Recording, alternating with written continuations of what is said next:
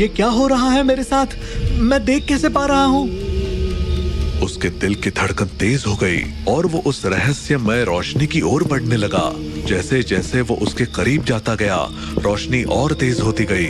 जब वो आखिरकार उस रोशनी के पास पहुंचा, तो उसने देखा कि वहां दो लोग जल रहे हैं और बुरी तरह चीख रहे हैं। उनको जलाने वाली आग की लपटें आसमान छू रही थी। ये क्या है? ये कौन जल रहा है? वो डर के मारे उल्टे पैर भागने लगा, पर तभी उन जलते हुए लोगों ने उसका हाथ पकड़ लिया। इधर राजेंद्र, गीता और लव अब भूत बंगले के अंदर वरुण को ढूंढ रहे थे। लव के मोबाइल की फ्लैशलाइट की रोशनी इतनी कमजोर थी कि कुछ भी ढंग से दिखाई नहीं दे रहा था। वो धीरे धीरे अंदर बढ़ते गए और हर कदम के साथ उनके दिल की धड़कनें तेज होती जा रही थी। अचानक उन्हें एक कोने में वरुण बैठा दिखा, जो घुटनों पर सिर रखे हुए रो रहा था। वरुण बेटा, हम आ गए। चलो जल्दी यहाँ से। चल भाई, हमें फौरन बाहर जाना होगा क्योंकि ये बंगला भूतिया है। आजा मेरे बच्चे। पर वरुण ने कोई जवाब नहीं दिया। वो बस घुटनों पर सिर रखे रोता रहा। राजेंद्र और गीता ने एक दूसरे की ओर देखा और फिर धीरे धीरे उसके पास गए। वरुण, चलो बेटा, घर चलते हैं। जैसे ही राजेंद्र ने वरुण के कंधे पर हाथ रखा, वरुण ने अचानक अपना सिर उठाया। उसके चेहरे को देखकर सबकी सांसें थम गई। वरुण का चेहरा जल चुका था। उसकी आंखें गहरे काले गड्ढों जैसे दिख रही थी और होंठ खून से सने थे। ये क्या हो गया हमारे वरुण को? ये वरुण नहीं है। अचानक वरुण ने उनके ऊपर झपट्टा मारा। तीनों घबराकर पीछे हटे और जान बचाने के लिए दौड़ पड़े। अंधेरे में भटकते हुए वो अचानक असली वरुण से टकराए, जो बंगले के दूसरे हिस्से में था। वरुण, तुम असली वरुण हो ना? हाँ, मैं वरुण हूँ। आप ऐसे क्यों बोल रहे हो?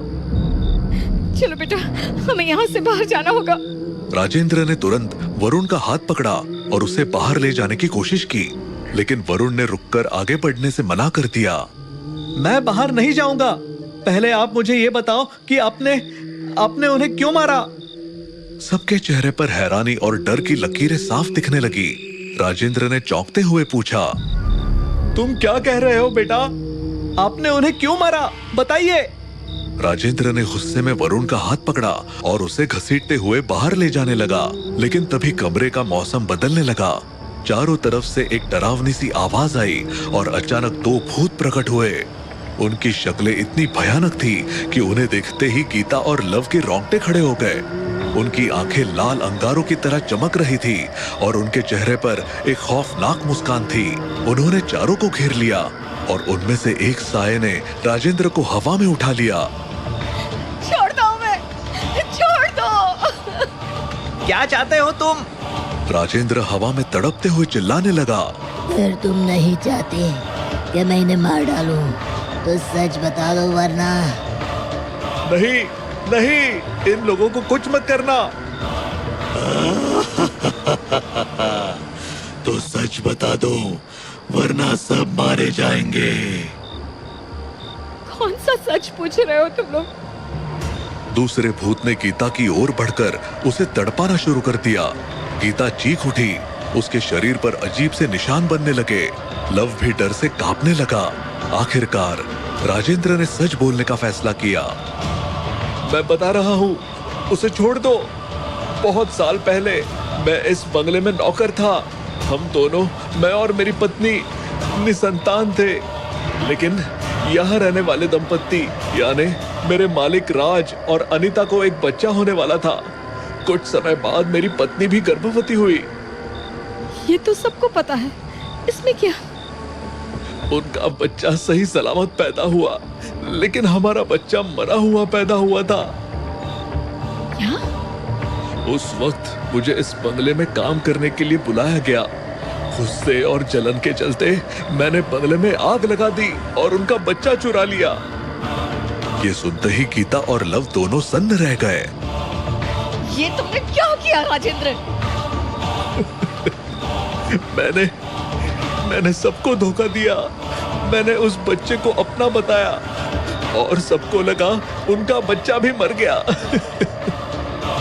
जिस बच्चे को तू चुरा कर ले गया था वही तेरा काल बनकर तुझे यहाँ ले आया। अब तुझे इसकी सजा मिलेगी।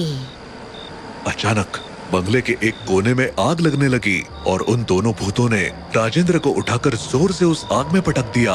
राजेंद्र जलने लगा और उसकी चीखों से भूत बंगला गूंज उठा। गीता और लव डर के मारे आंखें बंद करके जमीन पर गिर पड़े।